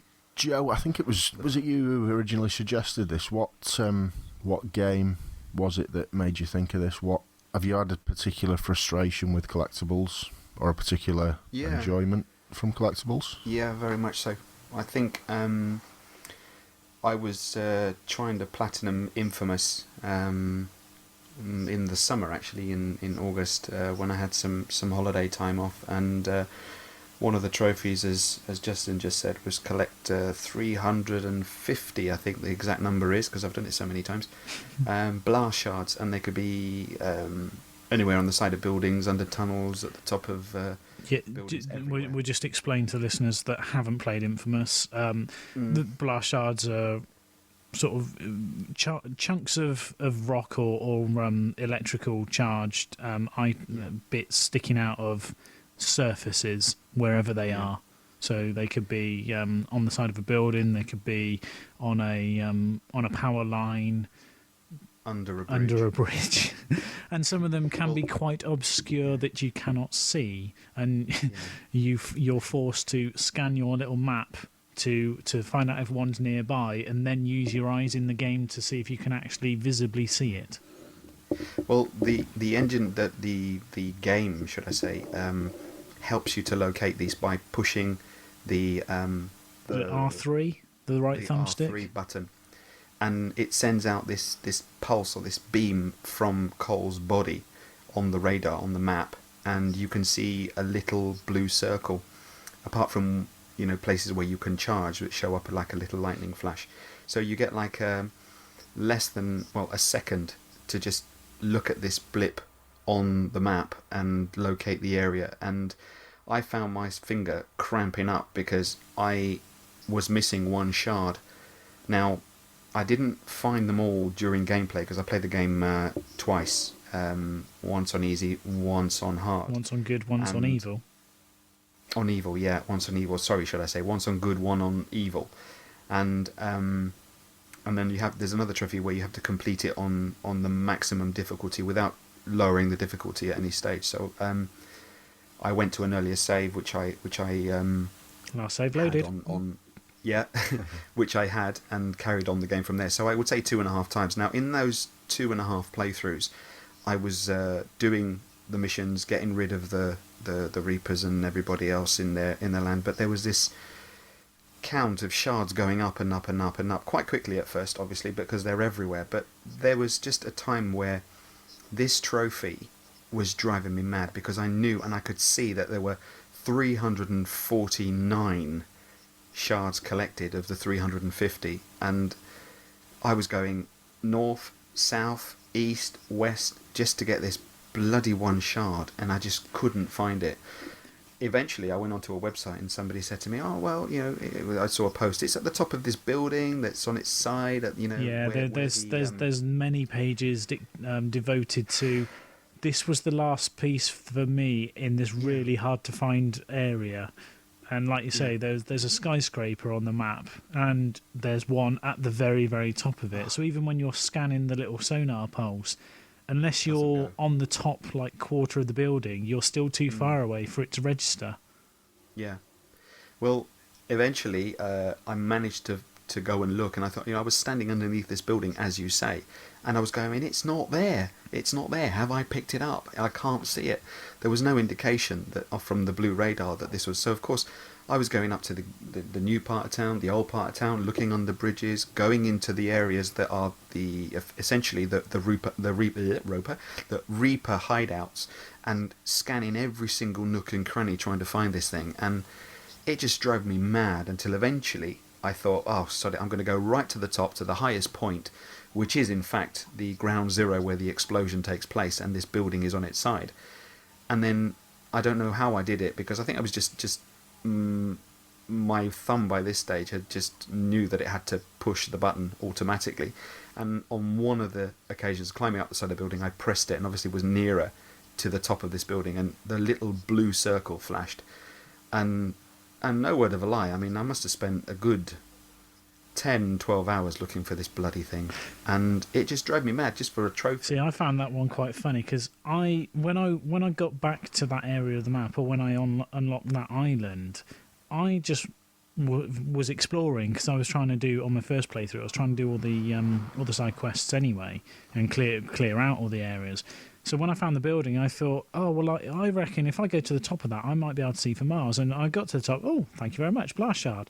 And I still had about 100 to go at that point. So for me, the one that I think I got to about 7 to go before I started having to like run around every possible square inch of the map trying to find them on the side of buildings that I'd not gone to.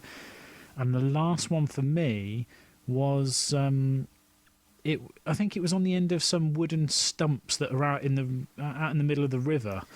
Yeah, which you got out just up by the sea. There are some stumps that you've got to climb out to, and you've got to jump from one to the other. It's also quite difficult because you've got to get the distance right. Yeah, otherwise you overshoot and jump into the water and drown. Yeah. Well, water and electricity does not mix.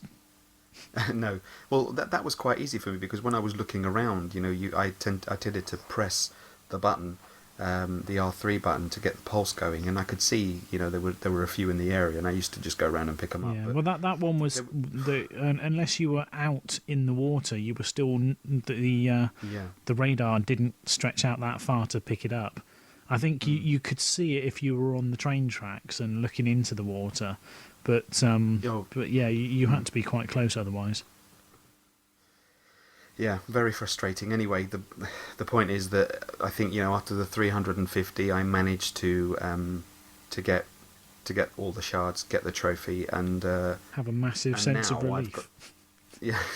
Yeah, and it was quite frustrating trying to find the other ones that were missing, and just checking that I hadn't lost, because this was from a save. So of course I'd done some already, and I didn't know which ones I'd picked up earlier. So on the previous save, the halfway stage at this point where I was reloading it had a different number of shards to pick up. So I was a bit confused as to how many I had to go. But eventually I managed to do the story right to the end, to the last boss, and pick up a few more, and then of course find this last one. But I just think that collectibles like this, the same thing with the feathers, as I said earlier with Assassin's Creed, I think they really, really are sometimes just a waste of time just for a trophy. I just don't see why why they put these things in. But what's the enjoyment in going round every nook and cranny of a building or an area or a map just to find these little things? I mean, who gets enjoyment out of this thing? It's just not. Sorry, mate. It's like Justin was saying before when we were asking him the guest questions. It seems to me sometimes like it's quite a cynical move by the developers to get people to play the game for longer than they would have otherwise. Because you mentioned the feathers there in Assassin's Creed 2. That's the biggest frustration I've had with collectibles. And I was going for the trophy the first time that I played the game, and I had is there 100 feathers? Yeah.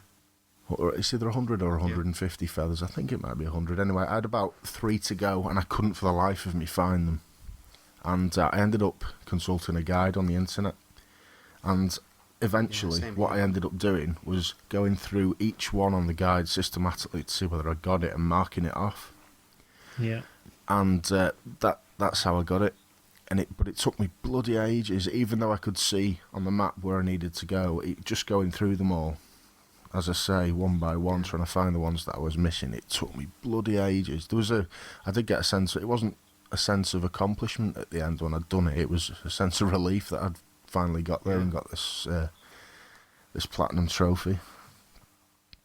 Yeah, I mean, you've got to do it because it's one of the requirements for you to get the platinum. But I just playing the game again on hard, on easy, just to get the trophy is a different line of entertainment. But going round this monotonous task of going one place to another place and then having to consult the internet to see where these things are on a map, it's just really frustrating, and I think it's a bit of a time waster, to be honest. I mean, I'm a gamer like you guys and everyone else and enjoy playing games over and over again, but I just feel that that's unnecessary. It's uncalled for to go round 350 shards. Oh, come on, it's too much. I'll play devil's advocate here then and say, in collecting those 350 shards, with it being an open, dynamic world you were in, did you see things that you perhaps wouldn't have done had you been collecting those shards? Well, I mean, the map's not necessarily massive, and the areas are quite enclosed. I mean, each area is different, okay, but there's nothing that the story or the gameplay doesn't reveal that you're going to get out of these shards anyway. Yeah, at least some games have meta rewards. So if you collect so many, you get a costume for the character or a new skill move or something like that. So if there is a genuine in-game reward for doing it, then I can see the point. But when it's just a case of it's one more on your trophy count or it's one more on your achievement score or something like that, that's when it seems just cynical. It's the Pokemon philosophy. Yeah. Okay, you've collected 100. You've now here's another 150. Okay, so you've got all of them. Right, here's another 250. Yeah. I think it's a bit of a time waster because a game, and I can see where you're coming from, Jake, when you say maybe there are things you haven't seen. I mean, certainly when I was collecting the feathers in Assassin's Creed, there were things that I hadn't seen or discovered because they're so well hidden. Well, some of them really are, in corners and places. But I just felt that there was nothing to gain from doing this on Infamous. There was just no. Okay, you climb to the top of a building because you can see. Oh, great! Now the view's spectacular. And just to get this fucking shard at the top, you risk losing, and having to start all over again. And it's just. I can see why they might want to do it so that they can force you to play the game through again and maybe go back and revisit and get your 40 quid's worth or 60 euro worth. But I just feel it's just for a trophy. Well, just for a trophy. The reason I asked whether you saw anything that you perhaps wouldn't have done otherwise is that in Uncharted you collect treasures which are quite often hidden. Some of them are just in a dank corner somewhere that is really there's nothing to see. But there's been a couple that have given me a new perspective or a viewpoint that I perhaps wouldn't have seen had I been looking for that treasure on the level that I was in. Yeah. You see something that's obviously taken quite a long time to design that you perhaps wouldn't have seen had you not been looking for that treasure. It sort of, even if it's just a different take on a viewpoint that you've already seen, it's just, when a game's as nice looking as Uncharted, it's nice to see. But I think even then, it still depends on your level of buy-in with the game in the first place. That's true. Because, like for me, when I was going through Uncharted 1 and finding all the trophies, like, you know, trying to find the strange relic and things like that, I'd collected a reasonable amount of them just on the normal playthrough. You know, you go along and it becomes clear after about the third level that if you can see that there's an obscure path that's leading away from the main storyline, chances are there's going to be a trophy, a hidden treasure down there. So you start exploring it, and you start doing that as you go through the game. And you know that. Well, I say it's more than likely that it's going to be somewhere in the most hard to reach area. So you do on that game, if you're going specifically looking for the trophies for the treasures, you might not take into account how beautiful the game looks because you're specifically looking for something flashing on the screen. But you're looking for that flash, yeah. But to turn it around, if you take a game which is quite a dark game like GTA 4 or 3 or whatever, in 3 you had the hidden packages. Yep. And so you'd go along. Oh, look, there's a bundle of newspaper or something on the floor, and you'd pick it up, and it'd go, okay, you've collected 1 out of 100. So and then you collect 10, and it's like, okay, well, we've delivered something to your garage now.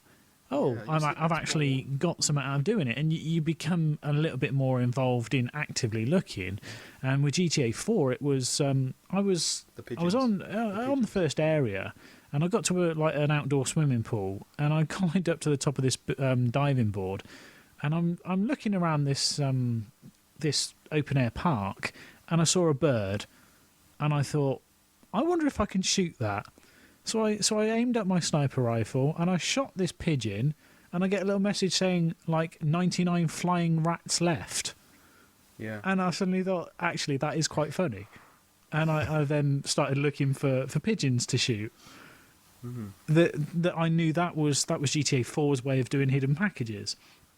So that's what I'm saying. If you get something out of it, you can feel more appreciated that the developer wants you to be looking for this. But if it's just a case of a trophy or an achievement and nothing else.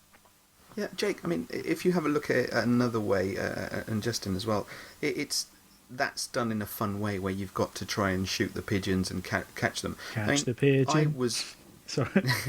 I was not frustrated in the slightest in Red Dead Redemption. Maybe I'm biased about this, but when I had to collect flowers, I mean, you were just out, you were shooting, and you'd suddenly come along a little patch of flowers. You just quickly push the button and bend down, and that would be that. Jump off your horse, pick a few flowers, and the same with skinning animals and stuff like that. Yeah, just simple button press and on you go. Exactly, it was just that quick. Bang, that's it, let's just do it. And sometimes, you'd be trying to get away from somebody that was shooting the law or something like this, or trying to get away from somebody who was trying to attack you, and suddenly you bend down and start picking up flowers. I mean, that was frustrating. But you had this sensation that it was working towards something, that you were helping somebody to achieve, like you're collecting flowers for the doctor to make a potion. Apparently Skyrim players are spending a lot of time picking flowers to skill up. And mushrooms, I hear, as well. but it's a different, if there is, I think it's got to have that element of you're doing something for a cause. I can totally agree that that's okay, and I'm the first person to put my hand up and say, in that sense, it's all right to do it. But going around collecting shards, collecting feathers, shooting pigeons, maybe. I just find it a waste of time. I'll tell you what, with the Red Dead thing, with collecting flowers and whatnot, it didn't seem like a chore, because if you didn't do it, nothing was missed out of the game. You didn't feel that you'd lost anything. It's only if you just thought, yeah, I want to go for the outfit. I want to get that title of like Legend of the West or whatever it was. But you needed it. You needed it anyway, because then you couldn't 100% the game, which means that then you wouldn't get the trophy for 100% in the game. So you had to go and pick flowers. Well, then you're getting into the realms of Batman and Riddler trophies, Oh well, yeah. which I know is a soft spot with you, and a lot of other people, according to Twitter. Oh God. Yeah. I just think that going around the same thing again, over and over again, is just very frustrating. And I've opened it out like this because I think that listeners will also agree or disagree with what I've just said, and have their own gripes perhaps, or maybe a different point of view, which I think is fair enough. But I wouldn't really encourage developers to do a lot of that. And if there is collectibles because it's for a cause, then great. Then I'm all for it, and fantastic. I've got an outfit because I've done. But is there really a need to put in so many? 350 is a bit exaggerating it a bit. And there's another game that's got like 400 and something. I can't remember which. Infamous 2. That's it. 400 or odd. I am not going through Infamous 2 and picking up those 400 shards.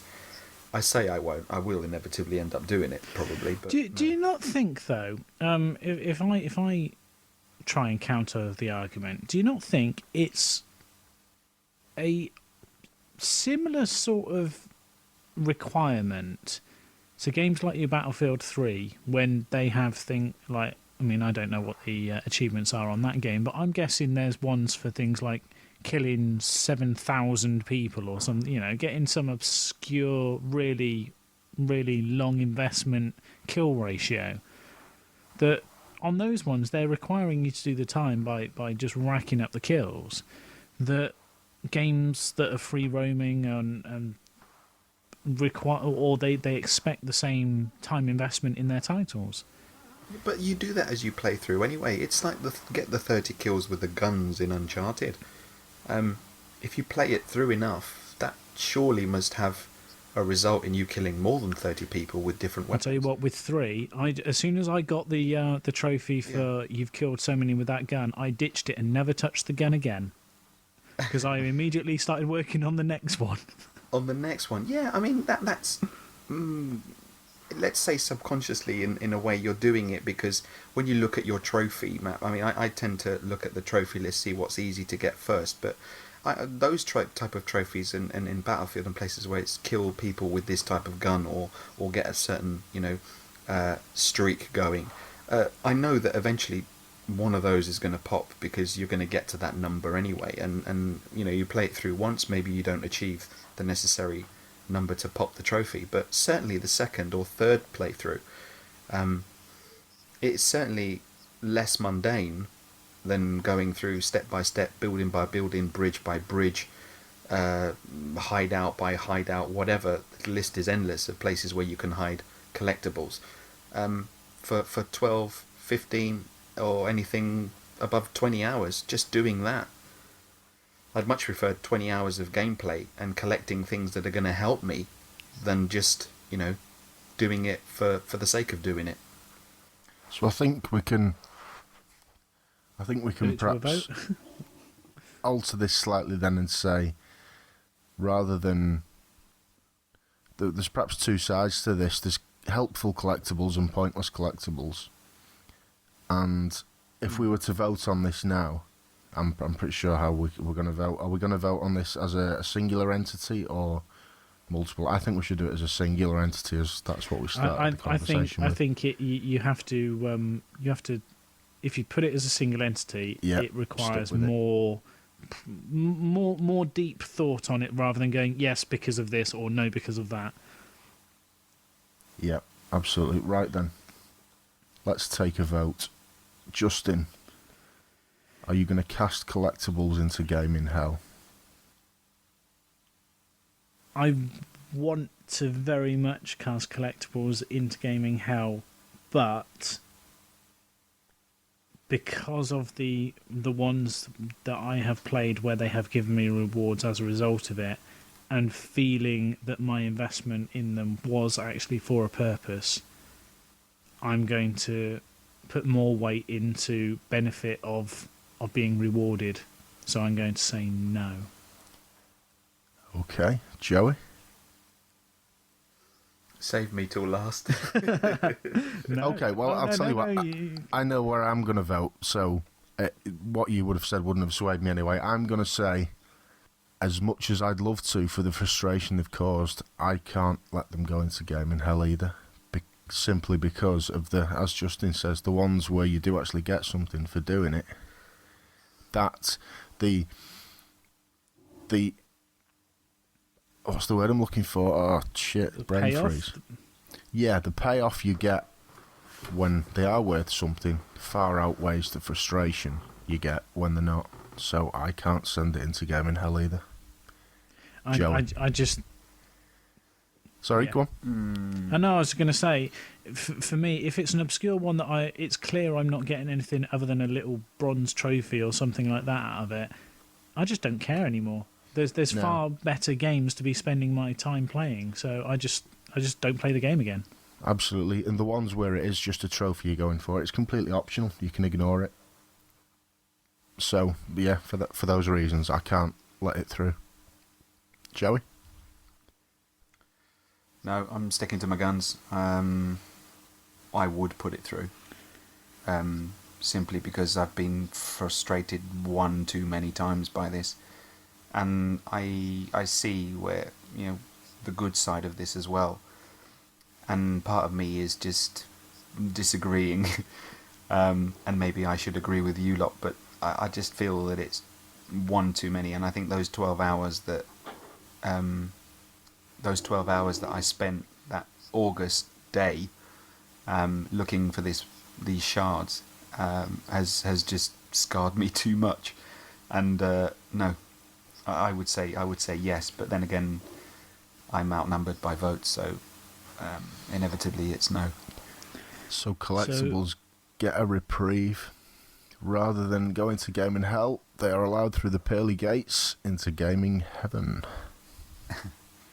I'd encourage anyone who's heard this, any of the listeners, to also say whether they agree with me or disagree with me, being the person who's been outvoted here, and maybe think of reasons perhaps or experiences that they've had that also tie in with what I've just said, or maybe even not. I mean, it is after all just an opinion.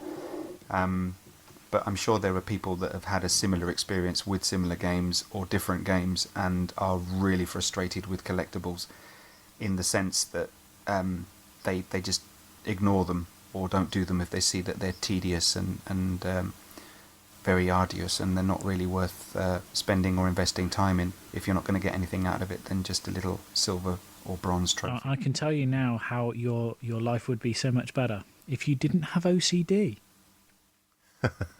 Oh. Very true. Must do it. Yeah, well, If anyone could think of any arguments you think we've perhaps missed on this, do let us know.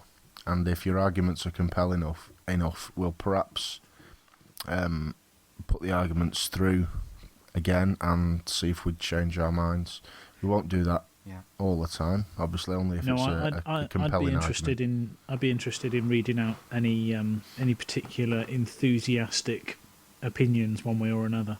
Absolutely. And Anybody who's do gonna help. send your suggestions in for things you'd like to see cast into gaming hell. If we do have a guest on, we'll probably ask the guest, but it's always good to have listeners write in as well and let us know what you think should be cast into the pits of doom.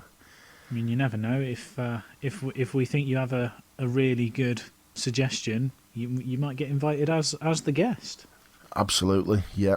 So, along with your suggestion, put forward your arguments why you'd like to see it burn in hell. oh well, that's the first one lost then. There's always next time. You just wanted to have the deciding vote and to be able to overrule us. Well, I mean, I mean, if I don't know, it depends on the guess we would have had. Probably it would have been a draw, because I'm sure there are people out there who feel the same as I do. But anyway, left for another time. I'll get my revenge. Don't worry. So that was the Gaming Heaven, Gaming Hell argument. We're going to go on to a next feature, which is going to be a bit of a flexible one.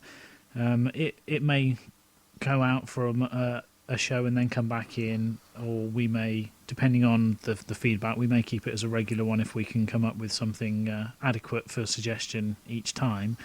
But we're going to now do a flashback on peripherals. And I'd like to refer to this section as the I can't believe they actually sold that section. And to introduce the feature, we're going to have a quick discussion on a peripheral from the late 80s, the Nintendo Entertainment System Power Glove. I love the Power Glove. It's so bad. I've got to be honest, I never had a NES when they were first released. I knew friends who had them, but none of them had a Power Glove, so I didn't actually become aware of the Power Glove until probably 4 or 5 years ago, when I can't remember where I was. I was out somewhere and there was a show of old consoles or something, and there was this peculiar contraption next to a NES which looked like someone's washing up gloves with a controller strapped to the back of it. It doesn't it? It's a for anyone that's not seen one, it basically looks like if you were wearing one and you put your palm flat on the table, it looks like you're wearing a grey latex glove and you have sellotaped a controller onto your wrist and like a sensor bar across your knuckles. Yeah, it's a Across bizarre your one. knackers, did you Knuckles. say? Oh, knackers, across your knackers, I thought. That'd make it more Sensor interesting. bar across your knackers. Oh, God. Now so that was the handheld part of it, or the hand motion controller, which is ultimately what it is. If you think Nintendo likes the Wiimote, well, they had involvement in motion control a good 20 years ago. So it was brought in. The first incident I was aware of it, and I think this is the same for most people, was on a film called The Wizard, which, for anyone that's not seen that, and I mean, they probably won't have seen the example I'm going to use, but there was a film called Tommy, which was about a kid who was good at pinball, and The Wizard was a film with Fred Savage in it from the Wonder Years, and there was this autistic kid in it. Yeah, I think he was autistic. Anyway, he was really good at gaming, and they worked out he was good at gaming, and Fred Savage and this girl, they take him off to regional gaming tournament, and he ends up sort of excelling, and he goes on to like win his regional event, and then he ends up like having this face-off against some other excellent gamer who goes into this like steel case and pulls out the Power Glove, and he puts it on and says, "I love the Power Glove. It's so bad." And of course, this is the era when to say something was bad actually meant it was good. And he was using it on a driving game, and you could see him sort of waving his arm up and down and moving the controls as they would do with a pad. So that was like the only example you saw. And I don't know anyone that bought one.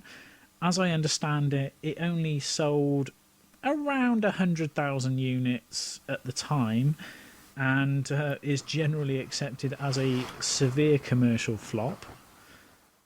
Mm-hmm. It looks ridiculous, and before we started the show tonight, we all had a look at a Angry Video Game Nerd video on it on YouTube, which I have to thoroughly recommend you watch. It's about 10 minutes long. We'll do is we'll favourite that onto our YouTube account. Yeah, we can. Then we'll people can done. access it through our YouTube account and see it there. It's well worth watching.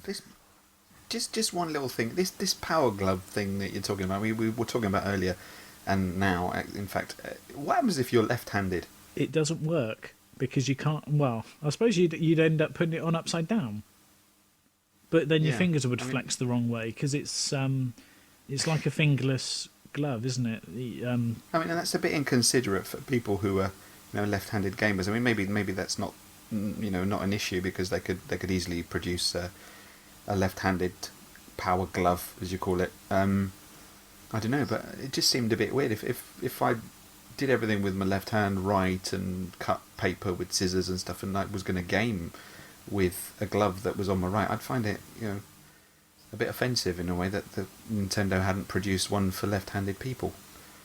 Well, it's probably important to let you know that Nintendo didn't actually release it.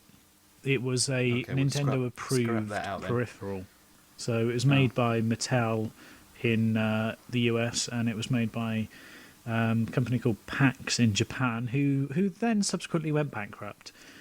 But Funnily enough, the unit that you strap on, the unit that you wear on your arm is cumbersome enough. But of course, this is the days with CRT TVs, the big ones with the rear projection. You had to balance like what is effectively a sensor bar along the top, but also down the side of the TV, so that it presumably so that it could work out height as well as left and right. And it wasn't exactly the most user-friendly sensor bar, and quite often would fall off the TV, so you ended up having to like glue it to the TV or in some way secure it that wasn't particularly well adapted. And can I just put one little insert here? If for those of you listening to this, as Justin is just explaining and linking to the YouTube video, just one little thing, just please have a look at the part of the video where he installs this on his television set. And second point, just have a look at the telly. I mean, that's all I'm going to say.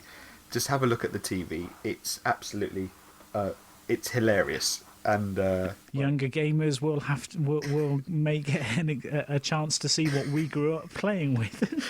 yeah. It's just it's really funny. So well worth a look. But the glove itself, it didn't automatically just work straight out of the box. It has a numeric, well, I say a numeric keypad. It has some buttons labelled 0 to 9, and each game has to be programmed into the glove so that it knows what it's doing as a controller. So it could detect pitch and roll. It could detect yaw, and it used the fingers itself, like pointing and squeezing and things like that. But it's worth, to be honest, if you watch the video, it will show you how, apart from on a driving game or a flight game, it's pretty much useless. Even the two games that come with it, one of which wasn't even included with it in Japan, it doesn't seem to work particularly well with those either. They actually launched a. You know how at the moment Nintendo are doing like the Wii Touch Generations brand? Well, they had the Power Glove gaming series, and it was only really about 4 to 6 games that were officially made for the Power Glove. So I just wanted to look back at something which was tried to be brought into popular culture by putting it on a film, and it sold about 88 million in gross sales, and it was just generally poor. Apparently, according to the Wikipedia page, IGN editor Craig Harris ranked the Power Glove as the 7th worst video game controller. And that's pretty good going, I think. It'd be interesting to see what are the 6 above it then. Yeah. Well, Power Glove 2. Maybe we can do that in future shows. Yeah. We'll have to find out. Yeah. Well, maybe we can get one. And try it. Give it a go. Amazon is selling one for about £50, but Jake, did you have a look on eBay earlier? I did. There was one on eBay. I think it was about £8 with similar postage and packaging costs. So not too expensive really. Although I suppose for what you buy it is, if it doesn't work properly. But as a curio, then yeah. Would it work on the TVs we have nowadays as well? I'd probably have some problem trying to put the other peripheral, the scanners on the Well, top, because being flat screens and everything. I don't think the TVs these days, if you've got a nice HD TV flat screen, you've probably not even got the depth on the top of the TV to balance the thing. That's No, what I'm that's true. saying, yeah, or the side even. It come crashing to the ground. Well, yeah, well maybe it's one of those that we can try out. If anyone out there's got one and played it or tried it, or I don't know, it's lying in a box gathering dust up in the loft somewhere, then yeah, I'd be interested to see what effect it would have on TVs nowadays, and what gaming would be like, or what it was like then. Yeah, that'd be interesting. Right. On that note, what do you say, gentlemen? Round up. I think that would be a good point to move on. Yeah. Jake, ready? Yeah, well, before we do the roundup, Oh. I'd just like to say a massive thanks to GamerDork and particularly Neil Zibzang, because Certainly. we've actually left the GamerDork network now. We've decided to strike off in our own direction and do our own thing. Nothing personal against Zib or anyone at GamerDork. It was just something we felt like it was the right time to do it now that we're sort of relaunching a new format and going in a different direction with the show. Well, certain aspects of it anyway. And yeah, we had it was great. We're very proud to have been part of the GamerDork network. But as that Definitely. phase in our life cycle has ended, we'd just like to say a massive thanks to Zib for everything he's done over the months, and also to Jay and Leon as well, who obviously were part of the GamerDork team. They were very supportive and gave us a lot of help as well. So thank you to everyone at GamerDork. Yeah, it'd be nice to, as we originally appeared on their GamerDork episode, it'd be nice to maybe get one or two or even the three, not together in different parts, maybe on the show as guests for the Gamecast. So, or even on here. I think they'd be happy to come and pay us a visit, I think, if invited. So, an open invitation to the GamerDork family. Also, good luck to Matt and Evil Noob, who are embarking on another adventure. The best of luck with that, lads. Dork Tunes is a fantastic podcast. Really hope it continues to thrive and be as popular as always. Yeah, Dork Tunes has been best very of luck well to you. received by the community. I also wanted to say my own personal thanks to Neil Zibzang. If he hadn't have spent a lot of his time a couple of months back talking to me and giving me advice on things with regards to podcasting, I probably wouldn't have been so involved in the community that I have been over the last few months. That I got into a position where I've been on Game Burst a couple of times now, and obviously got to know Jake and Joe and going forth on our good ship Last Save Loaded. And certainly, GamerDork has been the thing, I think, that has brought all three of us together and created Last Save Loaded. So certainly Jake and I, yourself, Justin at Dorkapalooza, with a few other members and members of the community. So proud dorks, and again, a really big thank you to Yeah, them. and I'm a staff writer at GamerDork, and I intend to be continuing with releasing content over there on the blog. So that is further proof that there is nothing bad here. It's all good, and it's just we're trying something new now. Right. So Housekeeping. big and important information. Last Save Loaded has a new email. We have we're going to put this episode on hopefully on the GamerDork feed, so that you'll be able to know where we're moving to. There'll be news about the new feed, and when we have the new feed open, we will we will post all the older episodes the earlier episodes, the game casts, and the quick saves, all on one feed. Jake will find a way of probably putting them up. Yeah, once we've got this episode out, what I'll do is I'll release them periodically, so there's give everyone a chance to download and listen to this episode, and then I'll start releasing them as and when. It's when the change does happen, we'll just go under the feed that'll be called Last Save Loaded. The one that we're currently under, I think it's under the title The Last Save Loaded Podcast. But this next one will just be called Last Save Loaded. So as long as you can search Last Save Loaded in iTunes, you'll be able to find us wherever we end up.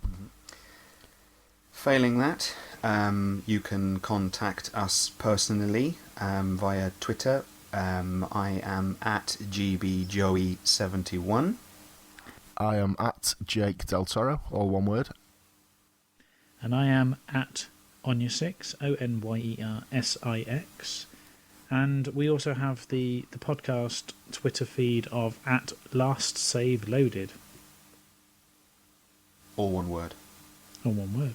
And I don't think you actually gave the email address out, did you, Joe? The new email address? It's lastsaveloaded@gmail.com. We also have the YouTube channel, which is youtube.com/lastsaveloaded, and as we said, I'll link the Power Glove video onto that channel, and we'll also be uploading videos of whichever game we're going to be playing in the Gamecast, so there'll be 13 videos, not 13 videos, but videos of the game 13 appearing there as and when we've got them to upload.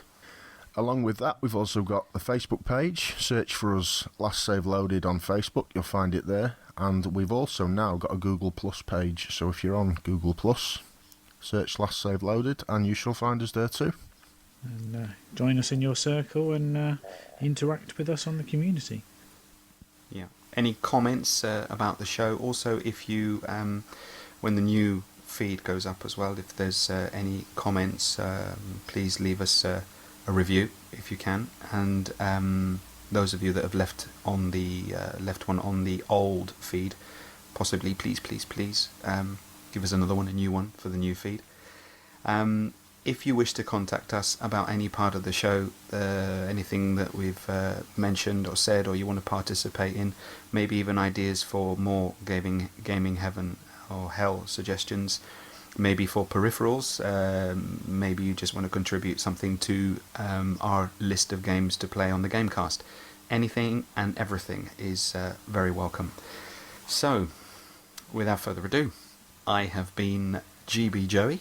I have been Jake Del Toro. And I have been Onyesix. See you soon, 2 weeks, and with a little bit more information. Watch this space, watch the Twitter page, it'll all go up there. Thank you for listening. Goodbye. Bye.